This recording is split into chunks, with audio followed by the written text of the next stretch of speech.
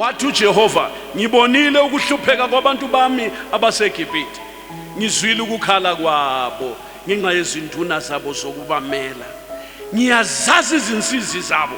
My brother, zwana dadewethu, zwana mama, zwana sisi, lalela mhlobo wami, umlimi wazi insizi zabo. God knows your sorrows. Lalela man, lalapha nokugomele khona usithi hey Nkosi yami, umlimi khathesi uzokhipha, usathana ubamba abantu so, umbambe ngeasima so,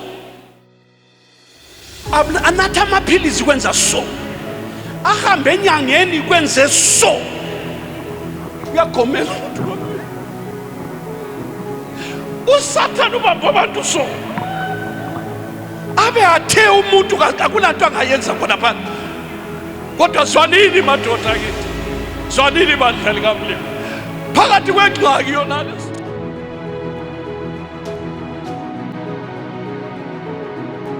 uJehova uzokukhulula esandleni sikaSathane. Jehova uzokukhipha brother, khona uphile.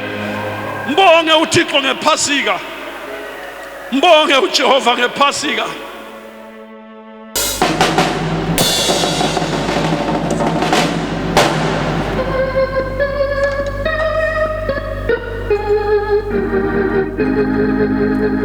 Guide me, oh, thou great Jehovah, pilgrim through this barren land. I am weak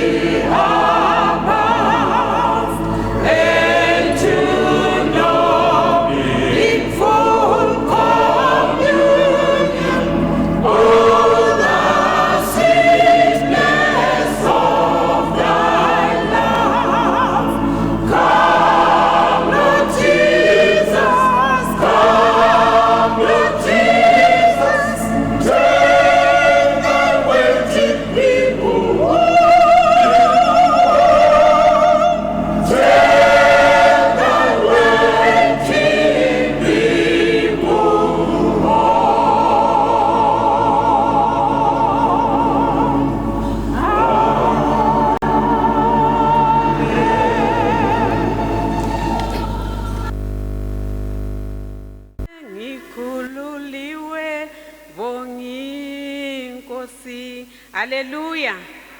Mina ibizo lami nguMrs Witumelo Gumbi. Ngihlala eCholocho. Ngiyabonga ukuphakama ngifakaza umusa otholakala egazini lewundlu. Ngiyabonga ukufakaza ngiphakama ngifakaza ngevangeli ubukhulu bevangeli. Mina ivangeli la ngithola ngidubekile ngihawulile ngiphakathi kobunzima. Ngangilesonto yami ngangiyisonta ngizalwa ngisonta lensonto eLudareni. Ngazalelwa khona ngachadela khona ngakhulela khona yonke into abantu bami owakuqala ngamzalela evangelini. Into ekhona bazalwa nevangeli umntwana wokuqala ona lo njoba kade kuchunyayelwa la ngamethesa inkanda. Umntwana lo wangihlupha bazalwane. Wagula waze wafika esikhathini sokuphambana ingqondo. Ngibonga ivangeli ngaba labanye abantwana ngemva ngabantwana bona labo. Ngaba labantwana bayi5 ngemva kwalo omunye umfana oba ngoyisisikisi. Baphila ngomusa baphile levangelini. Ivangeli lathi lingidobha lapha bazalwane. Ngaba lesikhathi sokuthi ngifuna ukuhlukana lo Satan ngoba ngase ngigide zonke imfanelo zonke.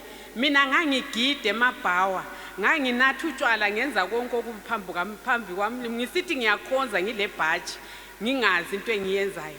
Kodwa ngathi semfika esikhathini sokuhlukana levangeli ngathi ngihlezi ngekhaya ngathi namhla Sathani ngifuna ukuhlukana lawo. Buya la.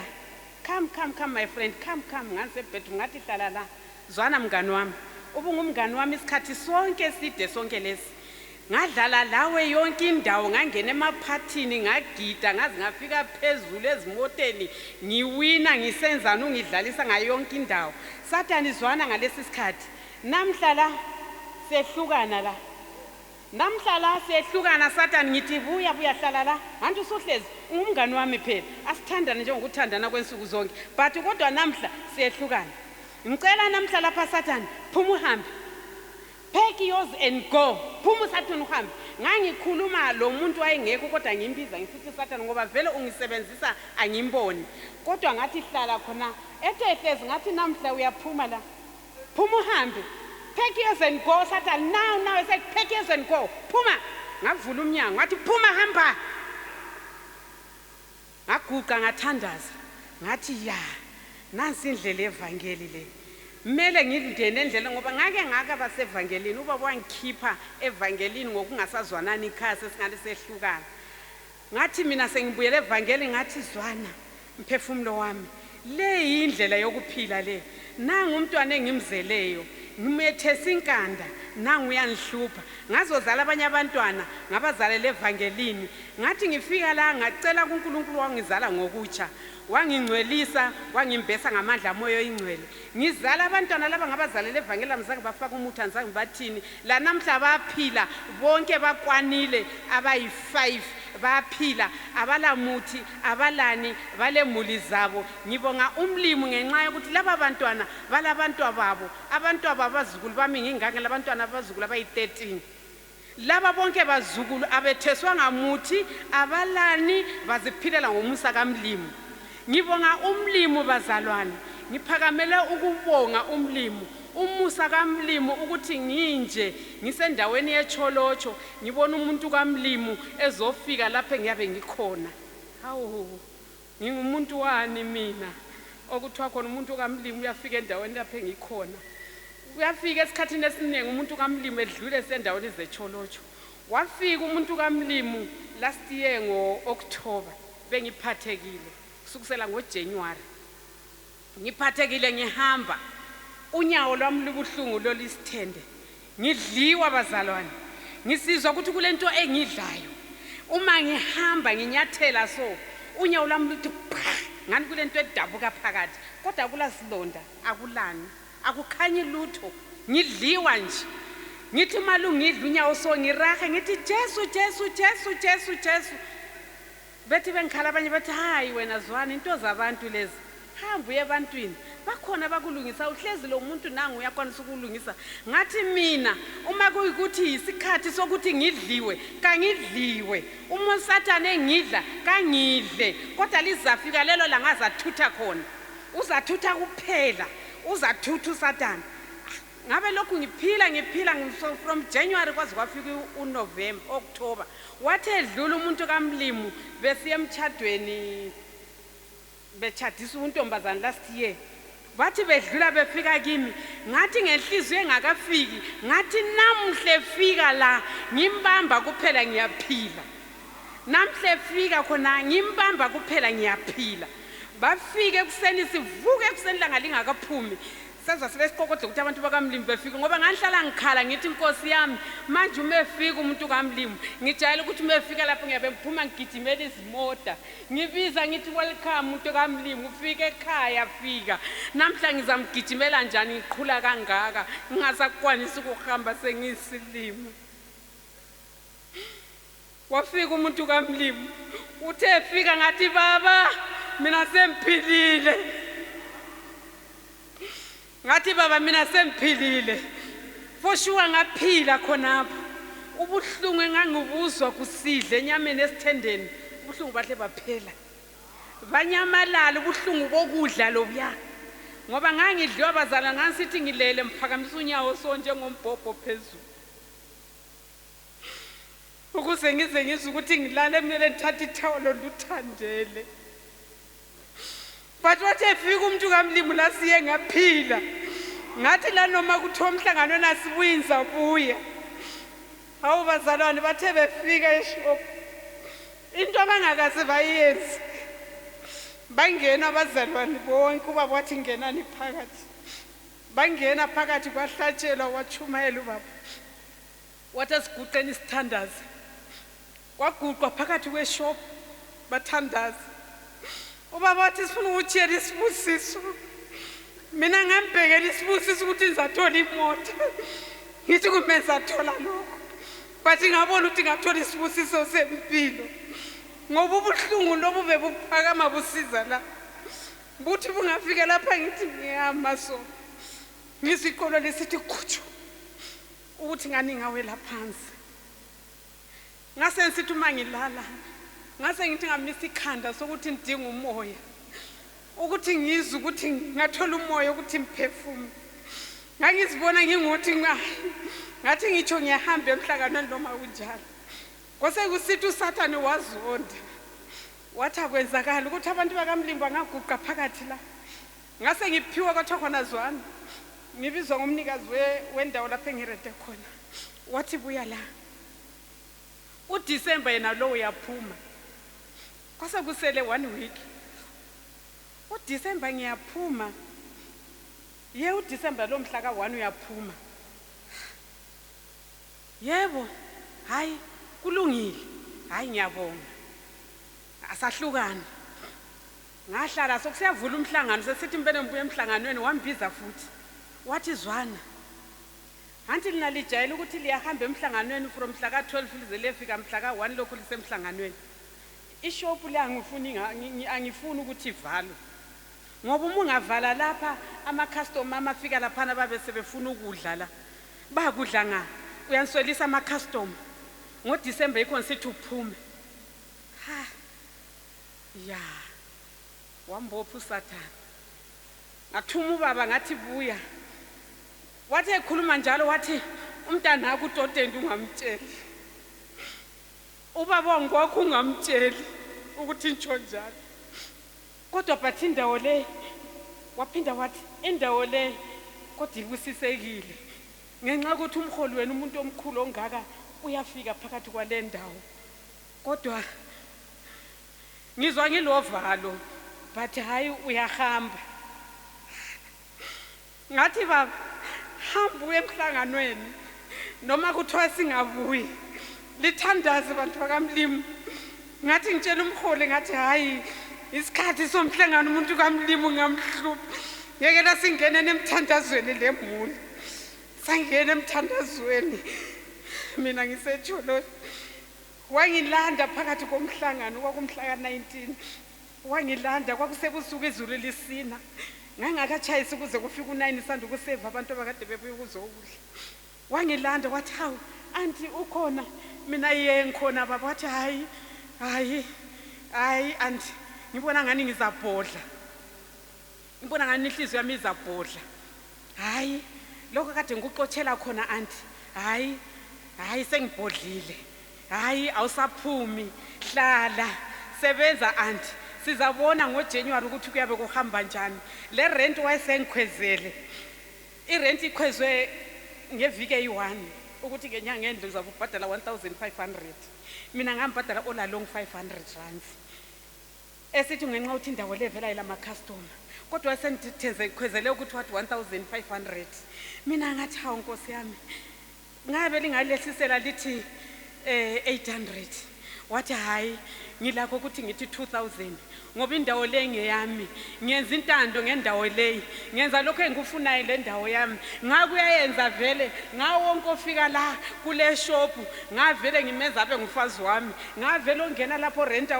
ngabo bonke baba ngabantu bami ngoba lapha kubiza mina imali yami ngathi oh Jehova wami wena umuhle ngoba wangizala ngokutsha ngahlukana lokubi ngalahla uSathane ngathi suka phekeze nko namhla ngeke ngene esilingweni ngizamtshela ukuthi hayi kulungile ngoJanuary ngiyaphuma yekela ngihambe kuthe usiyaphela uDisemba wambiza kwesibili wathi anti ngiyakubona ukuthi ukhathazekile awusuki wena kulindawo ngathi hayi ngiyahamba mina umoya wami ngitshela ukuthi ngingasahlanganeli nani wathi hayi hlala kulindawo ngoba kungaba uluhlazo umkholo wakho uyafika kule ndawo kusasanza kuthini ngathi ngiyabonga imthandazo ngangitshela abazalwane abanye sasithandaza sonke ngesikhathi somhlangano ngiyabonga abazalwane ngenxa yokuthi lapho engihlezi khona kufika umuntu kaMlimu ngingubani mina engifikele izinyawo ezihloniphekayo kangaka ngiyabonga ukuphila ngoba ngomuntu kaMlimu efika endaweni yami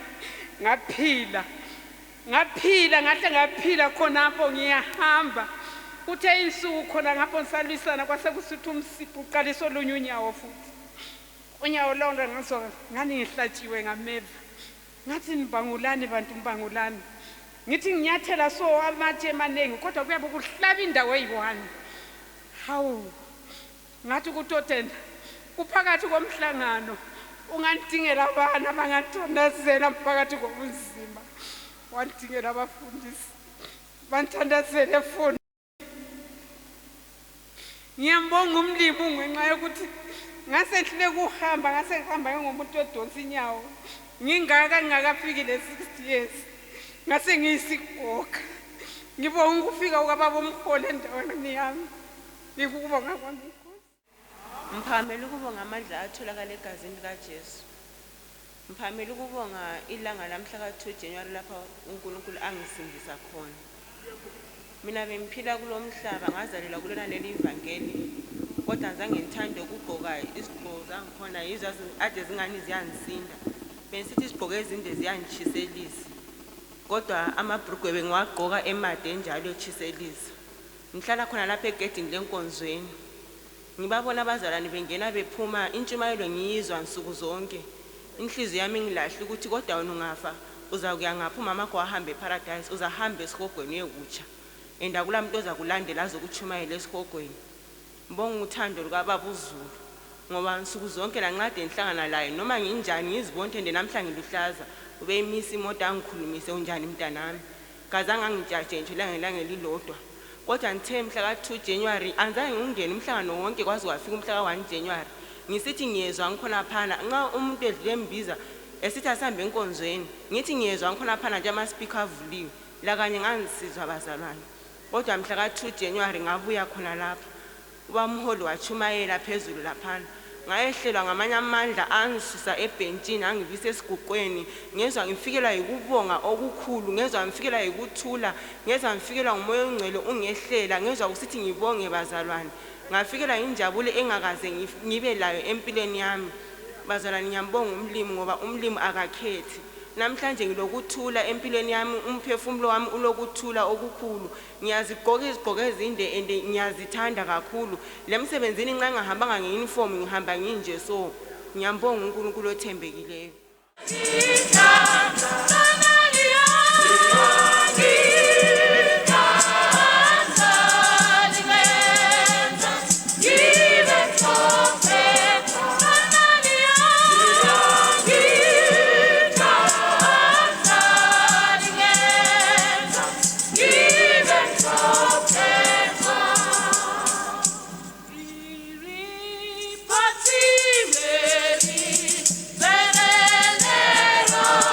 Para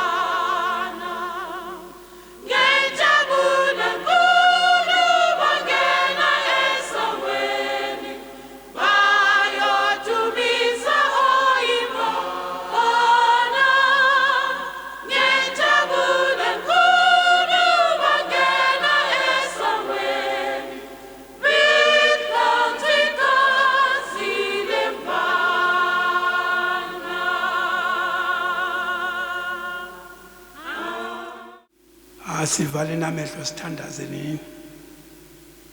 Thixo kaAbrahama noIsaka noJakobe. Siyabonga baba besilapha ekuseni. Sisizwe inkulumo yakho mdali wami wezulu. Sokuhlatsheliwe kwenzwa konke baba okuqalileyo. Kade siyisikhathi selizwi lakho mdali wami wezulu. Sicela umusa wakho ukuthi uvule baba amehlo enhliziyo nendlebe zikamoya zizwe baba. Njengoba na inceke yakho baba. Thixo wami ube lapha ekuseni sitshela. Awu Jehova usibusisile siyabonga baba. Sicela ukuthi usibusise njalo baba kule inkonzo. Konke baba otholungile usilungisele. Usiqambile baba ngoba uyasazi lapha esihlala khona emphefumulweni. Usibonile baba lapha esihlezi khona. Sibonga umusa wakho. Njengoba nasesiphakathi kwePhasika elikhululayo. Konke baba wami olungileyo senzele kahle ngegama lika Jesu umsindisi oza masinyane kuzokube phakathi amen. Ngibonikazi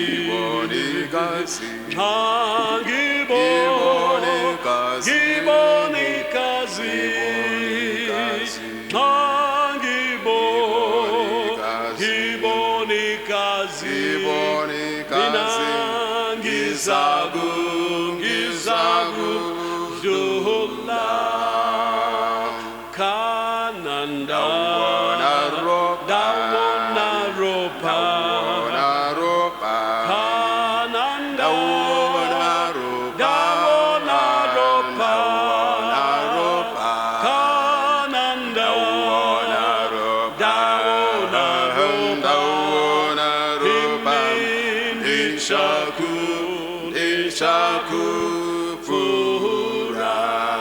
Hallelujah. Amen. Hallelujah. Amen.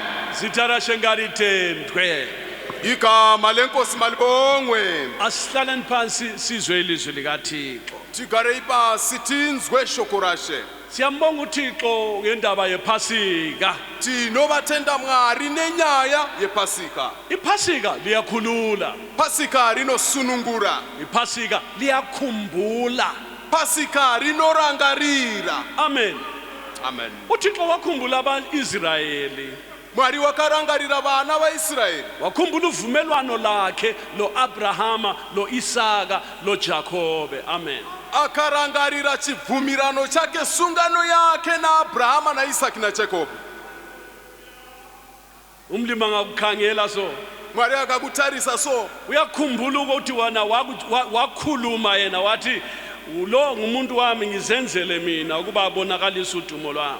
Mwari akakutarisa kudai unorangarira kuti iye Mwari wakati uyu munhu wangushu wandakazvivumbira kuti aratidze kurumbidzwa kwangu. Sihlobo esithandekayo, Hama inodikanwa kusikhumbuzo sePhasika kuchirangaridzo chePhasika. yazi lokhu ukuthi uJehova nawe ukukhumbule.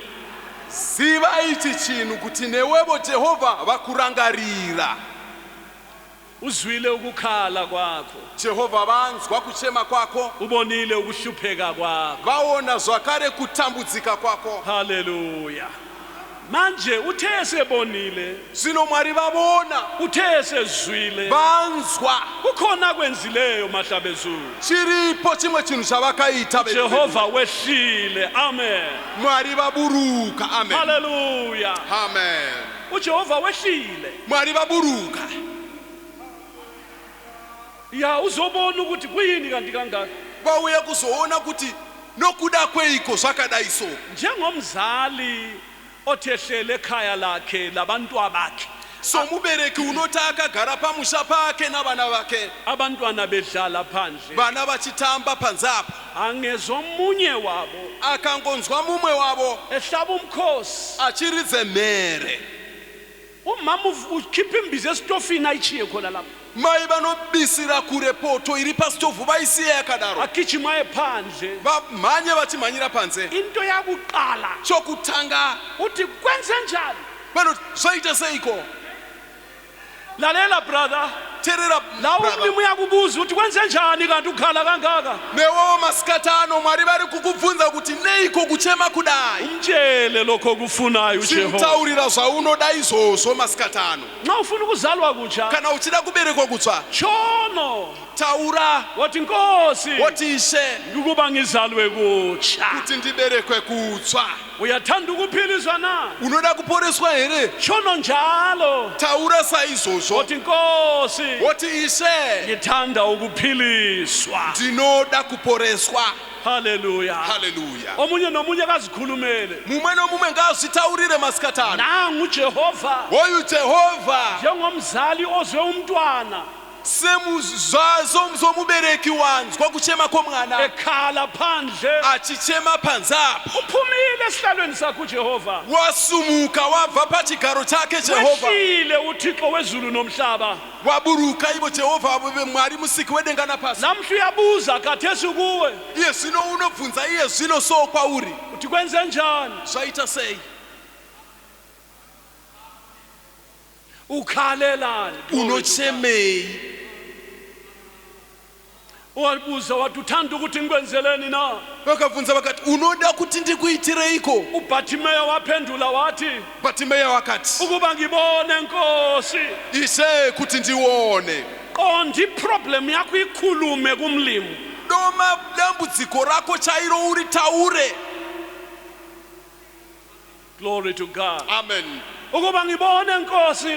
kuti ndione ishe uJesu wathi kuye hamba akube kuwe njengokukholwa kwakho.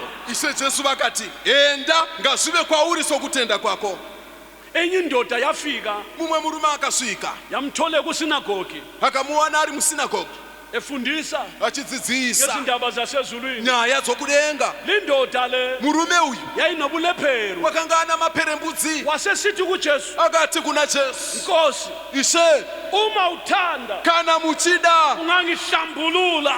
mungandinatsa uJesu wathi kuye jesu akati kwaari kuthiwa waselula isandla sakhe. akatambanudza ruoko Haleluya. rwake Wasesithi akachiti ngiyathanda hlambululeka. ndinoda chinatswa Sihlobo esithandekayo hama inodikanwa uThixo uyathanda uphile khathesi. mwari vanoda kuti urarame izvezvi uThixo uyathanda ukuba uzalwe kutsha khathesi. mwari vanoda kuti uberekwe kutsva iye zvino Ngiyathanda, ndinoda ngiyathanda, ndinoda ngiyathanda. ndinoda Wabuye khulu umama lowana. wakauya achirwara mukadzi ushu uJesu wathi kuye jesu akati kwaari akube kuwe njengokukholwa kwakho. ngazvive kwauri sokutenda kwako Uyakholwa? unotenda Uyakholwa khathesi? unotenda here iye Athi zvino silande yena madoda. nesuwo tavinga iye Naye ulande thina. nayewo wavinga isu Sihlobo esithandekayo hama inodikanwa akube kuwe njengokukholwa kwakho. ngazvive kwauri sokutenda kwako Phasika liyakhumbula. pasika rinorangarira Mlimi wakhumbula abantwana bakwaIsrayeli. mwari wakarangarira vana vaisraeri Watshela uMoses akataurira mozisi wathi Moses akati mozisi sengehlile so. ndaburuka Ngizolungisa indaba le. ndazogadzirisa nyaya ishi Sembuyile. ndauya Ngiyakhumbula, glory to God. haleluya Wakhumbula uvumelwano lakhe lukaAbraham. wakarangarira sungano yake naabrahamu Wakhumbula amazwi abatshela oJakobe. akarangarira mashoko akataurira vana jacob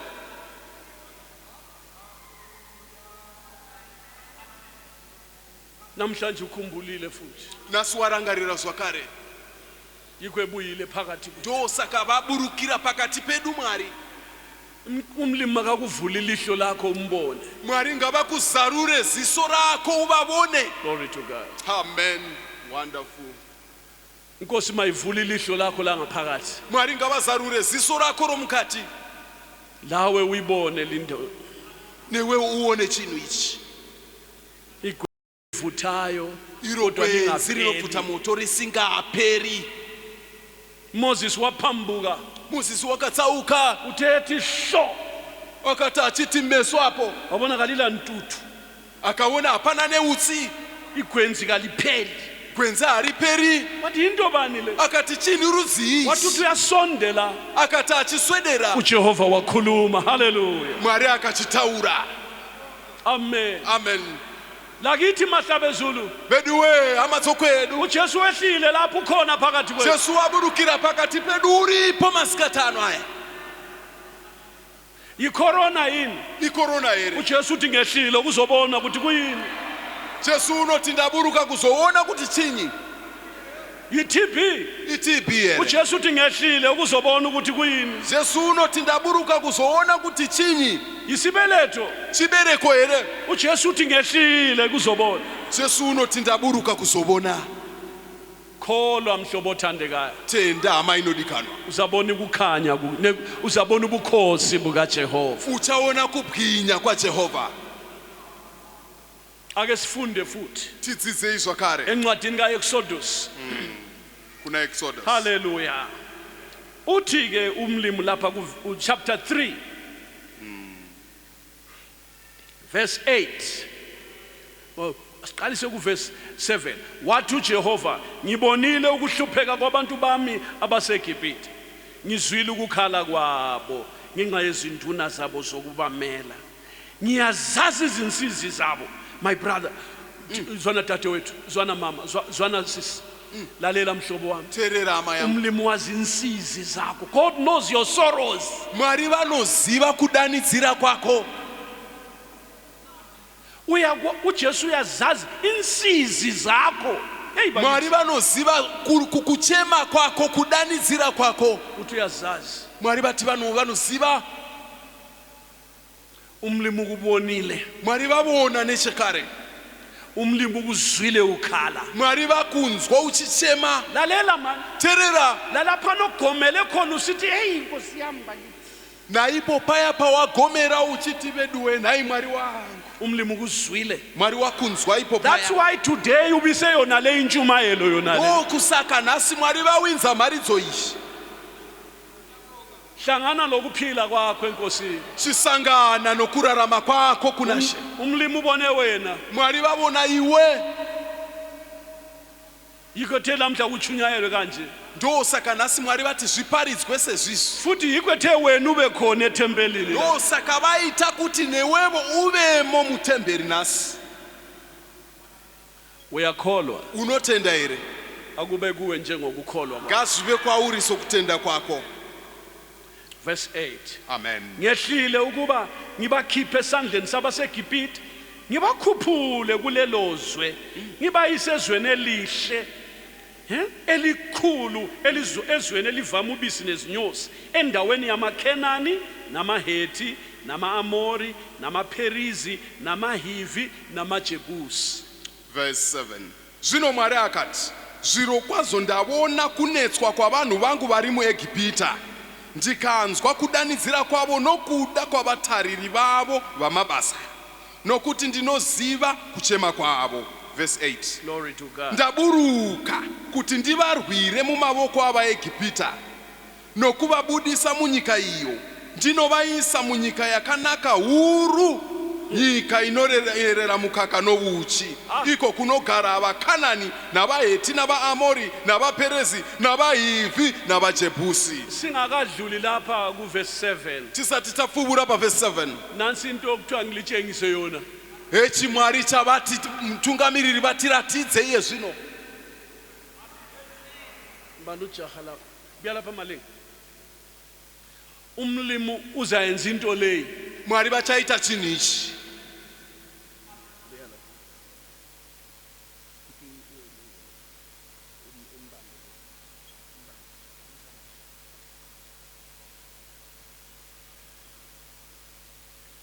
uSathane ukubambe so wena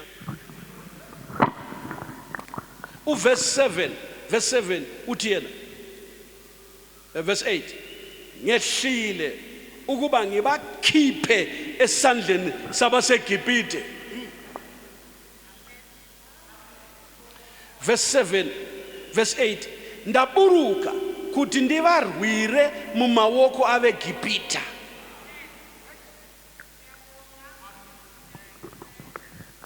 umlimi khathesi uzokhipha uSathane ubamba abantu so umbambe ngeasima so akuntsare malinga wethu donsana la thuthukisana manje. So umuntu uzama ukuthi anatha amaphilisi kodwa kwenze so. Come on brother, pull that person. Usathani wenza so. Liyakubona lokho? Donsa brother, donsa umuntu lo. Usathani wenza so. Anatha amaphilisi kwenza so. Ahambe enyangeni kwenze so. Uyagomela umuntu lo. Usathani ubamba abantu so. Abe athe umuntu kanti akulanto angayenza khona phana. Kodwa zwanini madoda kithi. Zwanini bandlali kaMlimi. Phakathi kwengxaki yona leso. uJehova wenza into esimanga. Uthi wehlile. Wehlile uJehova. Glory to God. Uzomkhulula. Mwari wauya kuzokusunukura. Mwari wauya kuzokubvisa. uJehova uzokukhulula esandleni sika Satan. Jehova uzokukhipha brother khona uphile. Mbonge uThixo ngephasika. Mbonge uJehova ngephasika. uJehova usekukhululile. Kholwa akube kuwe njengokukholwa kwakho. uJehova sekukhululile. Lokade kukubambile sokuyekelile. Lokade kukwehlula namhla uJehova ukukhiphile. Lokade kukukhulela uJehova sekukhululile. Lokade kukubophile sukhululiwe. Hallelujah. Hallelujah. uJehova uthi ngehlile bangibakhulule esandleni sikaFaro. Sekukhululile uThixo. Hallelujah.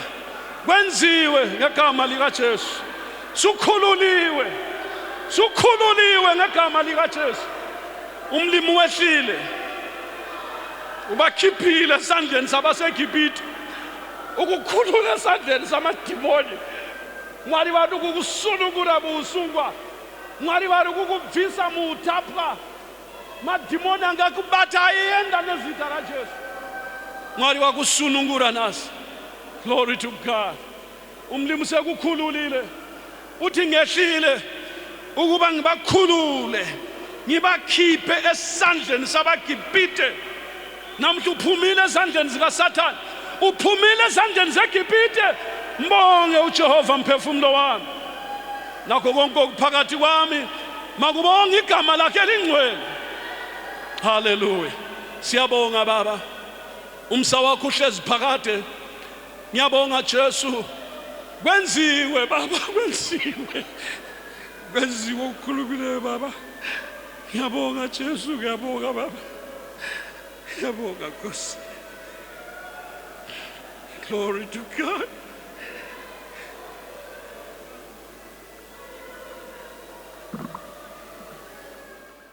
Wathi uJehova, ngibonile ukuhlupheka kwabantu bami abaseGibhithe. Ngizwile ukukhala kwabo ngenxa yezinduna zabo zokubamela. Ngiyazazi izinsizi zabo. My brother, zwana dadewethu, zwana mama, zwana sisi. Lalela mhlobo wami. Therera ama yami. Umlimi wazi insizi zakho. God knows your sorrows. Lalela man. Therera. Lalapha nogomele khona usithi hey Nkosi yami. Umlimi ukhathesi uzokhipha. uSathane ubamba abantu so. Umbambe ngeasima so. Anatha amaphilisi kwenza so. Ahambe enyangeni kwenze so. Uyagomela umuntu lo. uSathane ubamba abantu so. Abe athe umuntu kanti akulanto angayenza khona phana. Kodwa zwanini madoda kithi.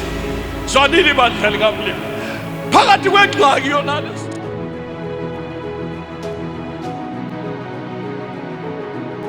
uJehova uzokukhulula esandleni sika Satan. Jehova uzokukhipha brother khona uphile. Mbonge uThixo ngephasika. Mbonge uJehova ngephasika.